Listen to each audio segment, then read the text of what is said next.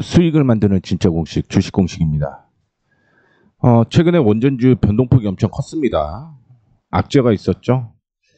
이 악재로 인해서 한전기술 역시 약세가 이어졌었는데, 지금 중요한 타이밍을 한번 말씀을 해드리려고 하고 있고요. 여전히 호재는 남아있다라는 걸 언급해 드리도록 하겠습니다. 현재 제가 관리하는 포트가 10개가 있습니다. 이 10개 중에 무조건 홀딩이 아니라 이 종목을 매매를 좀 해야 됩니다. 매수와 매도를 반복을 해가면서 수익 극대화를 해야 되죠. 그래서 이 종목에 대해서 제가 텔레그램을 운영을 하고 있으니 이 점 참고를 해주시면 좋을 것 같고요.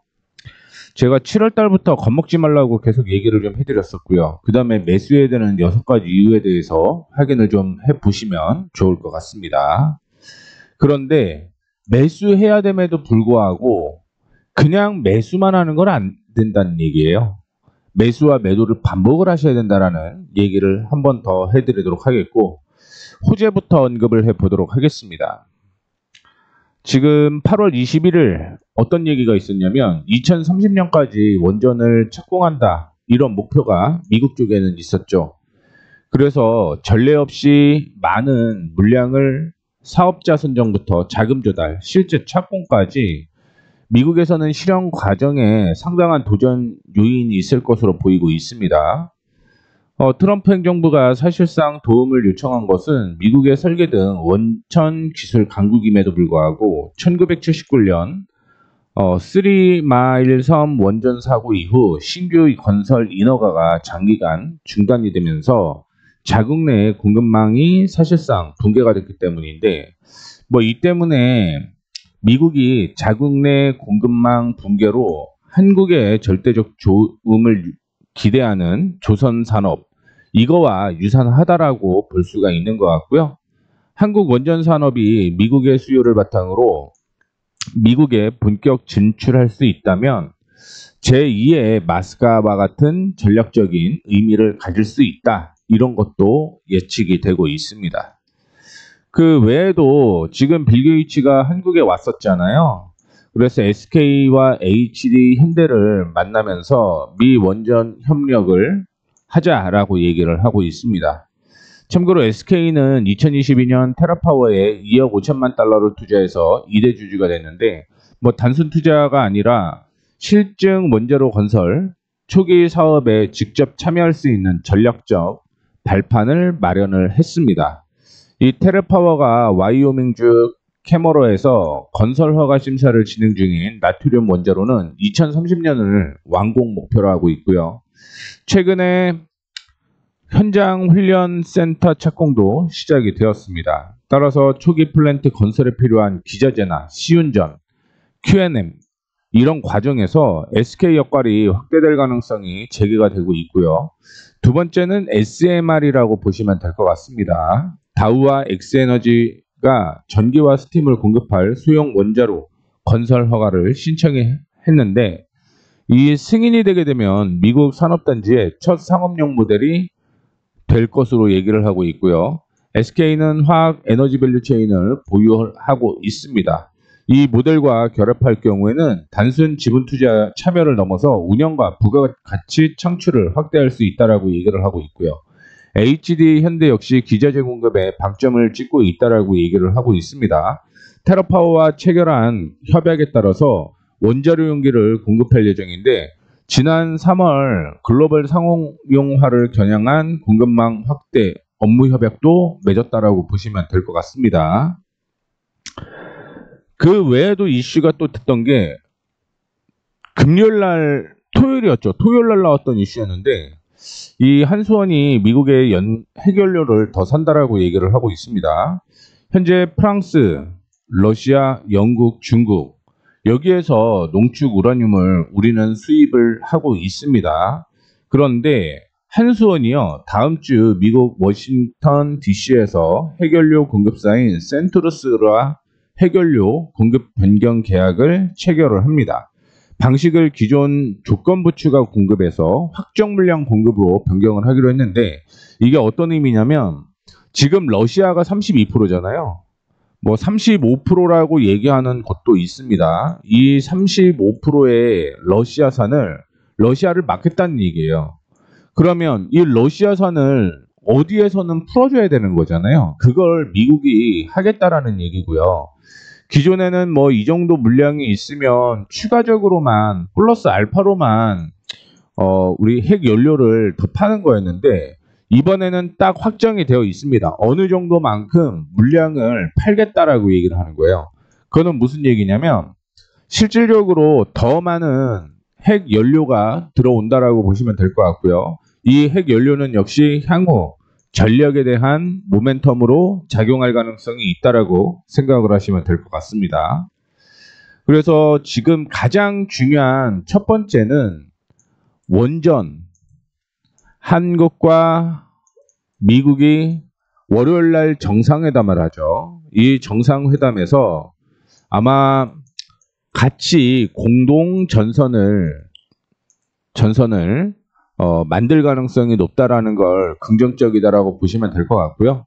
두 번째 이슈가 있습니다. 지금 금리 인하 이슈가 있었죠.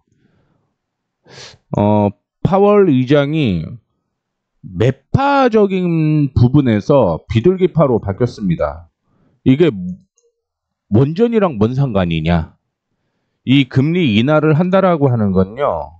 결국은 기술주 상승으로 이어진다라는 건데 이 기술주 상승은요. 결국은 또 데이터 센터가 필요한 거고요. 이 데이터 센터에는 전력이 필요하겠죠. 이 전력을 지금 핵 원료, 원자력 이쪽으로 진행이 된다라고 보시면 될 것 같습니다. 앞서 이전에 언급을 해드렸던 신재생에너지 요거는 사기라고 얘기를 했잖아요. 그러면 결국은 지금 미국 쪽에서 할 수 있는 건 크게 LNG 그 다음에 원전밖에 없다는 얘기예요. 그러니까 이 원전에 대한 기대로 100기를 만들려고 하는 거고 그렇다라고 하면 한국의 도움이 필요하다라고 했을 때 당연히 원전 관련주는 추가적인 상승이 이어질 수밖에 없는 그런 논리가 형성이 되었다라고 생각을 하시면 될 것 같습니다.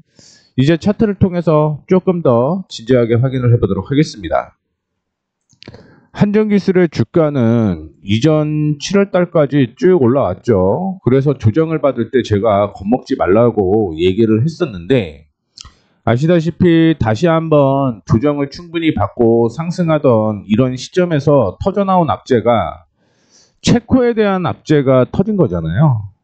그래 웨스팅하우스와 함께 굴욕적인 계약을 맺었다라는 것 때문에 급락이 나오는 모습이었는데 이 빌 게이츠가 한국에 들어오는 그 시점부터 다시 반등에 나서고 있다는 걸 확인을 해보셔야 될 것 같습니다. 최근에 변동폭이 클 때 기관 쪽에서 매수가 이어지는 모습이었는데 지난 금요일 8월 22일은 매도가 일부 나오는 모습이었습니다.